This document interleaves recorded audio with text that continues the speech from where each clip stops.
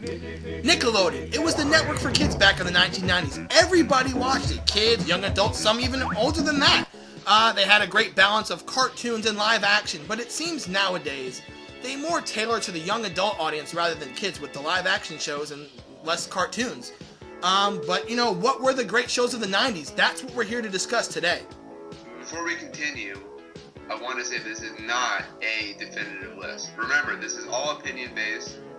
There really is no definitive answer.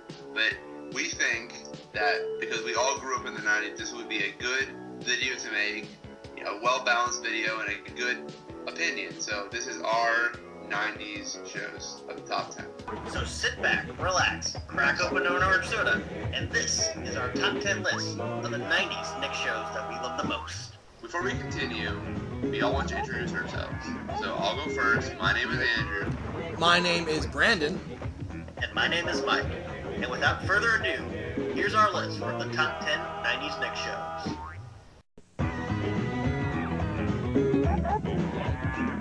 Number 10. Alright, so my number 10 and Mike's number 10 are both Doug. Now, Doug, the reason why I think I put it at number 10, I'm not sure about Mike, but I put it at number 10 is because the show, when it first aired, it was a really good show, but now if you seem to watch it, it doesn't really resonate that well. The episodes feel kind of like awkward and just uncomfortable, but there still are good episodes out there that are fun and entertaining to watch, like when Doug broke the grill and all this stuff, and when he thought Skeeter moved away. So there are good episodes, but I couldn't put it any lower on the list, number 5 or number 4 or anything, just because the show doesn't really work that well anymore. It just, it's a good show when it happened, and it's still a classic, but it's not as good as all the other shows. My number 10 is Double Dare. Now, the reason I have Double Dare at number 10, back when Nickelodeon had the game show age, they had a bunch of game shows going on. I'm sure we're going to see some more on this list down the road. But I put Double Dare in this list at number 10 because I thought Double Dare was one of the definitive game shows on Nickelodeon. I only have only one more game show on my list down below later. But I like Double Dare because Nickelodeon was about families and kids coming together watching great programming. And that's what Double Dare was. Double Dare was the show where kids and adults could just do wacky things, get messy, answer questions, have fun as a family. And that's what Nickelodeon's message was. Have fun as a family. And that's what Double Dare definitely delivered as a show in the 90s. Number 9. Now, my number 9 may be coming as a surprise for some people, but my number 9 is Angry Beavers. Now, some people it may be on a lower on the list, but for me, number 9 is perfect for that show because while it is a definite classic of the 90s for Nickelodeon, it just wasn't as good as I remember it to be when I used to watch it. It's kind of like Doug, where you thought, oh man, this show is a classic, but one show I can definitely compare it to is Rocko's Modern Life. And because they both have to do with animals getting into wild shenanigans, doing crazy things that they would never do in real life. But it just doesn't resonate that well. It just doesn't, it's not as funny as Rocco or a lot of other cartoons, but it is a definite classic because there's still a whole bunch of episodes with Muscular Beaver and all this stuff, and the supporting characters are hilarious, so that's why for me it's number 9. My number 9 is Ren and Stimpy. Now, I know what you're thinking. Recently, Ren and Stimpy you might have seen on Spike TV. That's not the cartoon I'm talking about here today. The cartoon I'm talking about is 1990s Nickelodeon Ren and Stimpy. Now, Ren and Stimpy was a show that you watched back then, and the fantastic voice acting of Billy West, who still does voice today, does Futurama, does a bunch of other stuff. He is a great voice actor in the business. He did Stimpy back then. I think he did Ren as well, so obviously he did a great job in the show. Ren and Stimpy now, if you look back then as an adult, you kind of get some of the things because that show was a really adult-oriented. Not the greatest show for kids, but back then it was wacky fun. They did, again, like Andrew mentioned about Angry Beavers, they did wacky things in the show that animals wouldn't do, like a cat and a chihuahua living together. Like I said, the most infamous episode of the show, I think, was the Space Madness episode. I mean, it was great. It was a great show, and everything they did with that show, just like the voice acting and just the random things they got into. Ren and Stimpy was a definitive cartoon for the 90s. My number 9 is probably one of the shows that may be a little higher on other people's lists, but my number 9 is Arnold. Arnold seems to me to be a show that, while very good for its initial run back in the 90s, just doesn't seem like it feels like it holds up as it does anymore. I mean, I understand it. Maybe it's because I don't live with my grandparents in a boarding house and all that, but I don't know. It just doesn't really resonate well with me. Don't get me wrong; it's still a very good show, and I would still watch it to this day. A lot of the episodes are still fun and serious at times, even, which is big for a kids show. But that being said, I still think there are at least 8 bigger shows from the 90s. Number 8. Now, my number 8 is a cult classic for the 90s fans. Guts. Guts, when you first saw it as a child, it blew your mind. You were like, how and where is this show located? How can I get on the show, and where is it located? I need to be on this. This was like a mountain of awesomeness. You couldn't get any more awesome than Guts. Guts was just so innovative and so different than any show that was on TV that it became a classic for generations. And people that grew up watching Guts will always remember wanting to climb that mountain and wanting to achieve the victory and wanting to become number 1. But I couldn't put it any lower on this list, in the top 5, just because, it is still a live-action show, and Nickelodeon is remembered for the most part for its cartoons. While I do have another, live-action show lower down, I personally think it is better than Guts. Guts is still definitely a cult classic. My number 8 is Mike's number 9, Hey Arnold. Now, I do agree with what Mike said a little bit. Sometimes there's certain episodes you can't really resonate with, can't really relate to. But for me, I'll say this much. I love Hey Arnold. Hey Arnold is one of my favorite cartoons of the 90s. Just to show you where it is on my list, it's the only cartoon I have in my top 10 until I get to my final 3. So let's just put that in some perspective. Hey Arnold was a cartoon that not only had a lot of comedy, had a lot of funny moments with, the way the characters' heads looked, like Gerald and Stinky, and all the characters that they had on the show, the way they looked was one of the definitive things about the show. Again, not only was it funny, it had a lot of serious issues. Obviously, towards the end, Arnold tried to ask about his parents, and then, did they know if they ever came back, and Mr. Wynn and his daughter, the Christmas episode. It did a lot of serious issues, what I think separated Hey Arnold from a lot of cartoons back in the 90s. Most cartoons were silly, fun, and a lot of stupid antics, but Hey Arnold took a lot of serious issues on, and I think that's why Hey Arnold is one of the better cartoons of the 90s. My number 8 for this list is Ren and Stimpy. Now, Brandon went into great issues with the Ren and Stimpy with his number 9 pick, but I have it at number 8. I really did like this show when it first came out. When I first saw it, this is one of the first Nickelodeon shows that a lot of us saw. It was one of the first Nicktoons out there. It was weird. It was wacky. It was off the wall. And man, did we love it. Powder Toast Man, the Happy Happy Joy Joy song, and all the crazy classic moments. That horse that said, "No, sir, I don't like it." Well, I disagree with you, horse. I do like it. That's why it's on my number. That is why it's number 8. It's crazy, wacky fun. But if we can just tell you one thing through this whole list, it's this one bit of knowledge. Don't go whiz on the electric fence.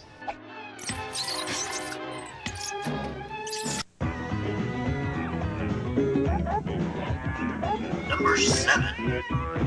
Now, my number 7, maybe even in people's top 5, or maybe even in their top 3, but for me, it's number 7. And then my number 7 is All That. Now, I know what you're thinking, All That show is an instant classic. It was the 90s kids version of SNL.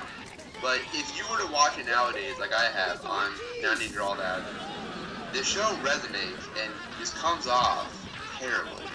The show isn't funny for the most part. At least 85% of all the skits in the entire show are really stupid and dumb. They're not that funny. And I'm not trying to speak negatively of the show because that was one of my favorite shows in the 90s. I used to love Kenan Thompson and Kel Mitchell and all the other actors in that show.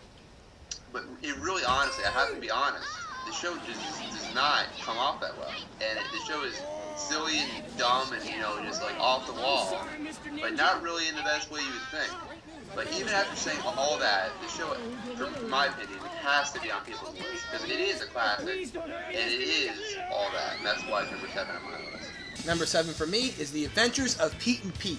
Now, Andrew mentioned in his All That pick, the 90s are All That, and it was kind of odd because when they were showing the promos for 90s or all that, Pete and Pete was in there, and Pete and Pete is nowhere to be found at this point in time in the 90s or all that block, which is kind of disappointing because it's not just me, but a bunch of fans of the show that used to watch it back then. Now, I have Pete and Pete at number 7. I love Pete and Pete. I think Pete and Pete was a great show for the 90s. A lot of people in that time were going through certain issues. They were in school, they had, a crush on a girl. They had wacky parents. I don't think everyone's mother had a metal plate in their head, but that's their own preference. And they had a wacky guy named Artie, the strongest man in the world. Remember, you have to pause before you say in the world. That's how the character is. But Pete and Pete, was a show, like I said, it tackled a lot of issues head on that people were going through at the time. And they did a reunion not that long ago with the two people from Pete and Pete, the main Pete's. And a lot of fans were really responded well to it. So I think that's why Pete and Pete now is a show that everyone still looks back on and wish the 90s or that would show again. My number 7 show for this little list that we have here would be the Angry Beavers. Now, Angry Beavers, yeah, it may not be considered the best show ever in Nickelodeon. That's why I have it at number 7. I do love it, though. I love the chemistry between Daggett and Norbit. They both believe me, growing up, having a brother helps me to feel that camaraderie between the two brothers, where it's like, yeah, they might like the same things, but there's always a love-hate relationship where Daggett always wants to be better, and Norbit seems to always get there. Also, a lot of the characters were very, very funny. Barry the Bear, who was just a Barry White impersonation. Tree Flower, who was basically the love interest of Norbit. And who could forget Stump? Stump really took the show for me and everything like that. Anyway, number 7, Angry Beavers. Number 6. Now, my number 6 and Andrew's number 6 are the exact same, so you will not hear him in this part of the video. My number 6 is Are You Afraid of the Dark? Now, Are You Afraid of the Dark was the show that was on the block called Snick, which was Saturday Night Nick, and it ended the block, and that was the perfect time for it, because when I remember watching Are You Afraid of the Dark on Saturday Night Nick, I distinctively remember I was watching it from the staircase. I didn't want to see it. I was peeking around. I didn't want to see the intro to the show because it freaked me out so much. The dark tone of it, the rocking horse, the clown in the room, the scary laugh of the child. It made the intro of the show made the show really eerie and creepy. And then the show was based around the Midnight Society, a bunch of teenagers around this campfire that told scary stories. In each episode, they took turns telling the story, and the show was very good. I thought the stories they told were very creepy, very innovative. There's one where someone got taken over by a doll in a dollhouse. There's one where this cult thing, whatever. It was a different show for the time, and it was very creepy. And I thought they did a good job doing those shows. My number 6 pick for this list is Nickelodeon Guts. Guts to me was probably one of the best game shows I've ever seen. It's not the best Nick game show, though. That will be coming later on the list. That being said, Nick Guts to me was fun. As previously mentioned by Andrew earlier on in the video, Guts was like the Olympics, but for kids, and it was 10 times as better. And more importantly, probably the best version of the whole show was the Global Guts, where it had, prior to that, you would have kids from middle schools across the country, and everything like that. But this one, it picked the best of the best. It picked people, kids from around the world, picking from places in the United Kingdom, Mexico, Germany, Spain, Portugal, Israel, and Russia, and all the former communist states and all that. It was fun. Also, Michael O'Malley, one of the best hosts for a game show ever. He also did Get the Picture. It was fun, it was exciting, and everyone wanted to take a piece of that aggro crap. Number 6, Nick Guts.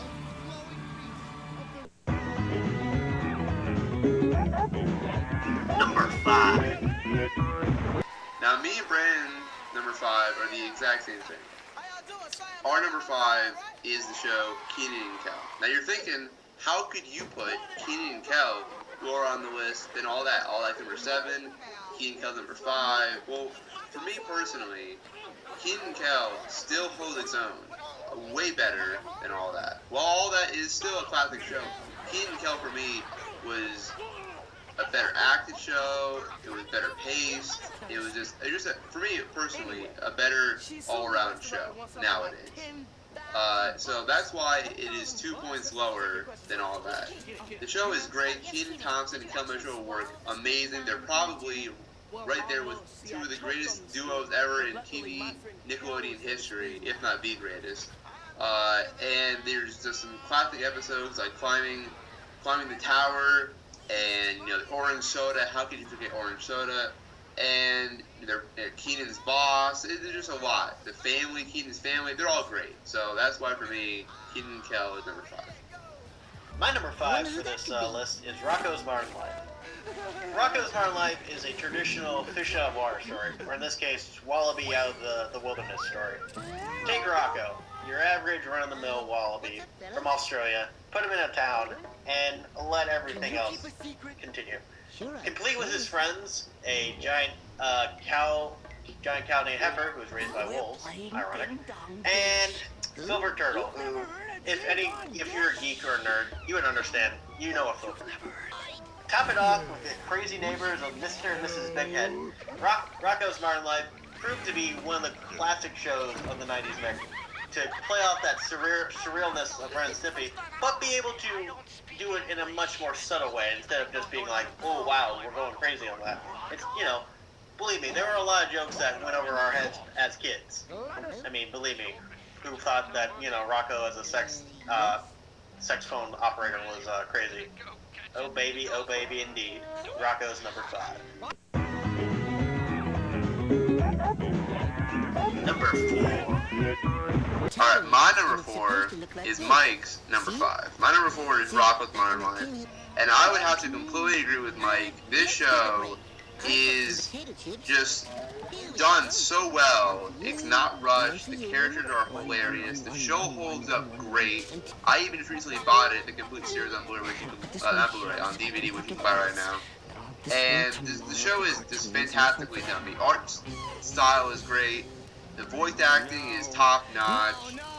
Just everything about it is hilarious. There's a plethora of episodes that are just cult classics and just absolutely hilarious, still to this day. So that is why, for me, Rocko's Modern Life is number 4. My number 4 is actually my highest rated game show on this list, and that is Legends of the Hidden Temple. Now, Legends of the Hidden Temple was a show. It was exploration, it was history, it had Kirk Fogg, it had Olmec, it had the set design of Legends of the Temple was what drew me in initially. And as I watched the show as a kid, my initial thought every time is, like I think Andrew's was with Guts, where is this, how can I get on it, and how can I meet Kirk Fogg? I mean, my God, the man was amazing.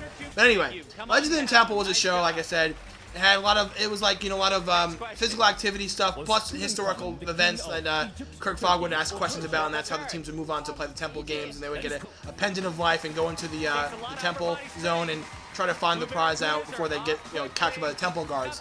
But Legends was that, like I said, that show that was, it was so different than any other game show. A lot of the games just were wacky stuff, people getting messy and stuff like that. This show was, it was different. It was, like I said, the set design is what set it apart, and I think that show, again, is a show that needs to be brought back on 90s or All That Block, because it's just a great show to watch, and it has a lot of elements of certain stuff today, like Survivor. There's some Survivor stuff they show today from that resonates with Legends of the Hidden Temple. So, for me, number 4 is Legends of the Hidden Temple.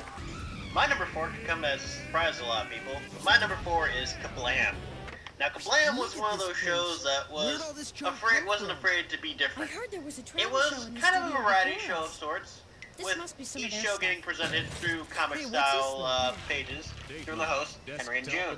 In fact, the entire show took place in the middle of a comic book, so I guess you could say we were reading as we were watching, or something like that. I know, it's crazy. But a lot of the shorts were fun. Prometheus and Bob was fun. Life of Loopy was a very good, interesting show. And who could, of course, forget Action League Now? Starring The Flash, he's super strong and super naked, Thunder Girl, Stinky Diver, and of course, Milkman. And the Mayor was even fun, to watch at times.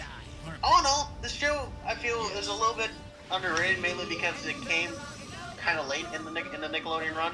That being said, it deserves to be at number 4 on my list. Number 4 is Kablam.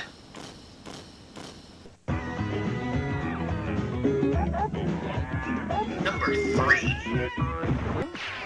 Alright, so let's recap. Let's do a little recap a little bit here. Mike's number 5 was Rocko. Andrew's number 4 was Rocco, and my number 3, see a little pattern here? My number 3 is Rocco's Modern Life. Now, Rocco's Modern Life is my favorite Nickelodeon cartoon of all time. Now, why are you saying it's number 3? We'll explain why it's number 3 when we go to 2 and 1. But Rocco's Modern Life, like I said, is my favorite Nickelodeon cartoon of all time. I love Rocco. Andrew mentioned it. I did it as well. I bought the complete series on DVD. Has a lot of extras, a lot of classics. This is not a cheap plug, but you know, if you're a Rocco fan, go out there and buy it. But Just the plethora of characters. A wallaby named Rocco, a steer named Heifer, a turtle named Filbert, 2 toads as neighbors, chameleon brothers, really, really big man. I mean, the list goes on and on and on. I could talk all day about Rocco, but Rocco is a definitive show of 90s Nick. It is a great show, and that is why it's number 3 on my list. Number 3 on my list, and Andrew's list as well, is Legends of the Hidden Temple. Now, I know Brandon just went into all of the greatness that is Legends of the Hidden Temple, but I really enjoyed the show. This is the best Nick game show of all time. It's the highest on my list. And it was fun, it was educational, and I wanted to be on it. Badly. Like, I was mad that when I was pretty much born, I found out that it was already over, which is terrible, I guess. Born 93. That being said, everything on that show was fun. The teams were awesome. You could relate to them. It was educational. It was just go watch it now. Stop this video. I don't care if you don't finish this list. Go watch like 600 episodes of Legends of the Devil. It's good. Kurt Fogg's awesome. Olmec is awesome. It's awesome. Resident Evil is number 3. Go watch it now. Number 2. Now, my number 2, I personally think, holds up better than any cartoon, any live-action show ever in Nickelodeon history. And my number 2 is Hey Arnold. Hey Arnold, for me, was just the absolute perfect balance of serious episodes and comedic episodes, and then there's episodes that mix of the both. And I know both Brandon and both Mike said that Hey Arnold was way higher than it was number 7 or 8 or whatever it was. Okay? But for me, I don't know how you can't put it at number 2. I mean, the show is just, well, you might not be able to relate like exactly on how the episodes go out. You can always relate on having a crush, or you know, just like being blamed for something that you didn't do, or being addicted to a card game like Gerald was, or you know, like just everything. Like you know, the show is just so well made. The music in the show is absolutely incredible. The art style is, you know, bar none incredible. There's really nothing negative I can say about the show. There really isn't. If anything negative, I would say, why did they not make the Jungle movie? I mean, please make that. I would fucking watch that like no tomorrow. So, for me, Hey Arnold, without a doubt, number 2. My number 2 is All That. Now, I know Andrew had All That way up higher on his list, and he kind of had the same reasons I do why it's number 2, but I think the reason that I have number 2 is one of the reasons he used was it was the SNL of 90s Nick. Now, back when SNL was on, it was a lot of more adult-oriented humor that a lot of parents they wouldn't let their kids watch. And it was on, you know, too late. It was on 11:30 to 1 a.m. in the morning. A lot of kids wouldn't be able to stay up that late. So that's where All That came in. And it's kind of funny that I talk about SNL because Kenan Thompson on All That is now on SNL. He's a regular on SNL, and he does a fantastic job. But like I said, I agree with Andrew in certain aspects where All That does not resonate well right now, and I agree. And you know, 90s or All That shows it more often than they should, but bare minimum about All That, it's back when it was on, it was a show that defined the network. It was a show that everyone tuned into to see these characters, see these skits. Good Burger, the librarian skit, Ear Boy, Coach Cretin. It was a lot of definitive characters for the show that made the show thrive, and that's why it's number 2. My number 2 for this list that we're doing, and welcome back from your 600 episodes of Legends of the Temple, is Pete and Pete. Pete and Pete, to me, what can you say? It was a weird and wacky show, but it was live action, and I really liked it. I love the brother camaraderie. I mean, both brothers are named Pete. How wacky is that? That's crazy. Their mom had a metal plate in their head. Their dad was kind of normal, I guess you could say, barely. I mean, you watch the first episode with the road trip, you can clearly see that the idea of normal for that show is definitely off the wall. And just as Brandon said earlier, who could forget Artie, the strongest man in the world? Should have gone home right. I mean, seriously, there. it's But he had one of the great tested the limits shows. of the Actually, Excalibur. and also, Now he wanted we're forgetting one thing: still the had theme one song last to that stop. show, Spicy Spicy, that was one of the best show's theme songs ever. I mean, I can still listen to that. Hey Sandy by Polaris, by the way. Download it on iTunes. Shameless promotion. That being said, P&P, number 2. Before we bring it to number 1, all three of us have come up with a honorable mention that just couldn't crack the top 10, but should be deservedly talked about in this video. Here are our 3 honorable mentions. Now, my honorable mention, if you knew me personally, you would be, why is this not in your top 5 or top 3? My honorable mention is Kablam. Mike said it was number 4 for him. For me, it just couldn't crack the list.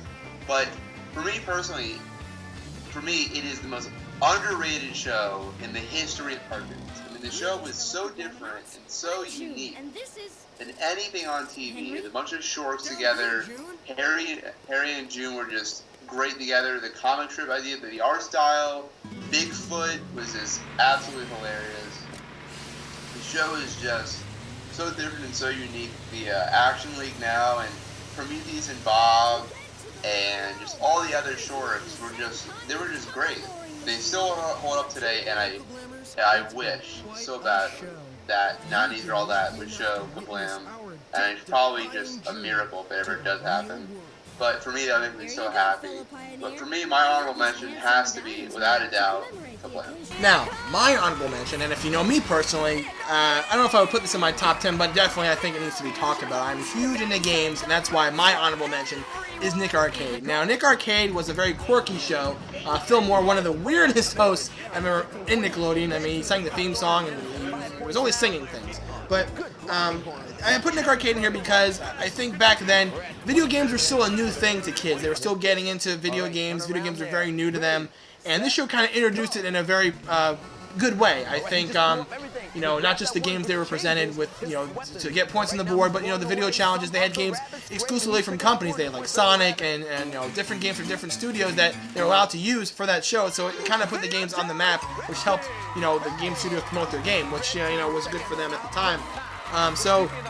And it was you know, it had a lot of different elements, like the blue screen end with, you know, the challenge puzzle at the end where they had to, you know, go through 3 stages to win the prizes. I thought the show was very good. I guess, and it's kind of weird. Phil Moore actually ended up at G4 after, so he continued his thing with video games. So it all started in Nick Arcade, and that's why Nick Arcade is my honorable mention. Well, if you knew me, you'd probably be wondering, wait, this show is actually an honorable mention? Yeah, but my honorable mention is Wild and Crazy Kids. Now, I know what you're thinking. Another game show? Well, it's an honorable mention, so suck it up, yeah. But Wild and Crazy Kids was just as it said. Wild, crazy, there were kids. It was kind of like it was not really, it was like a game show where basically wacky challenges would happen. And the hosts of the show really were fun, and even though they were kind of bland overall, I mean, Omar Gooding, who is Cuba Gooding Jr.'s brother, I mean, who would figure that one out, you know, that's crazy.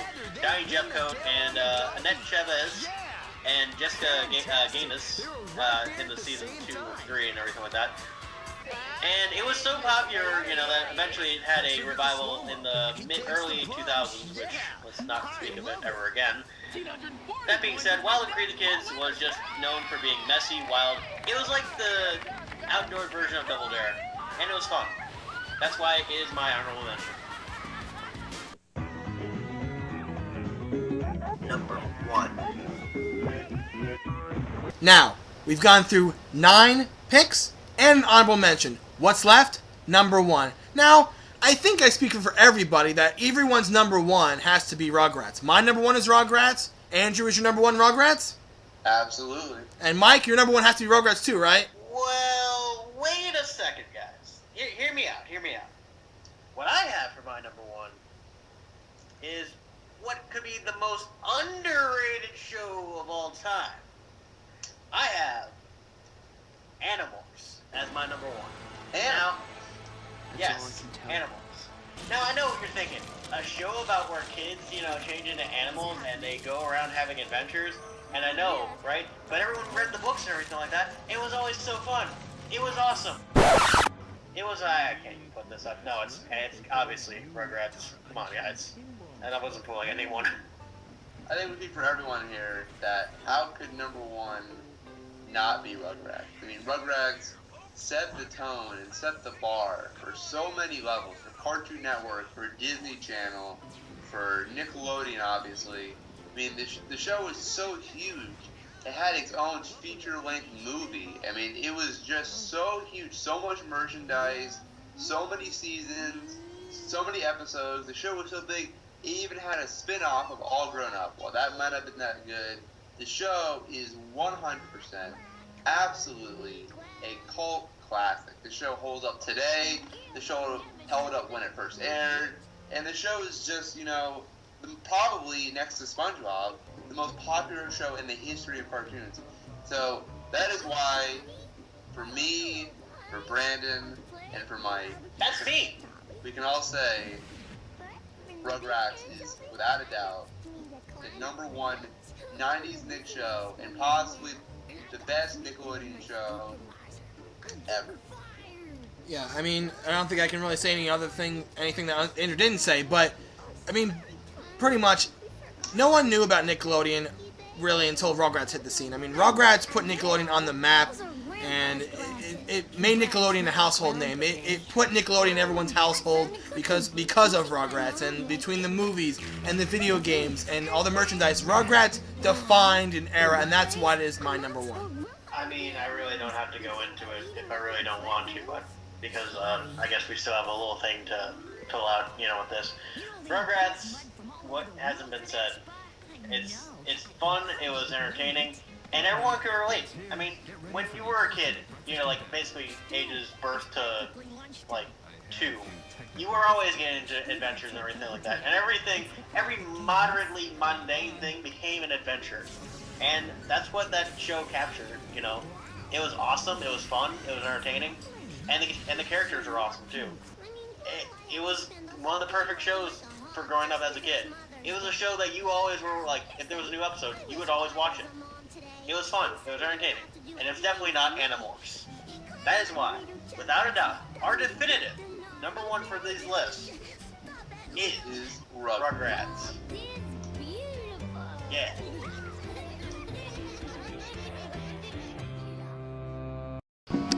Well, we want to thank you for viewing our list of the top 10 90s Nick shows.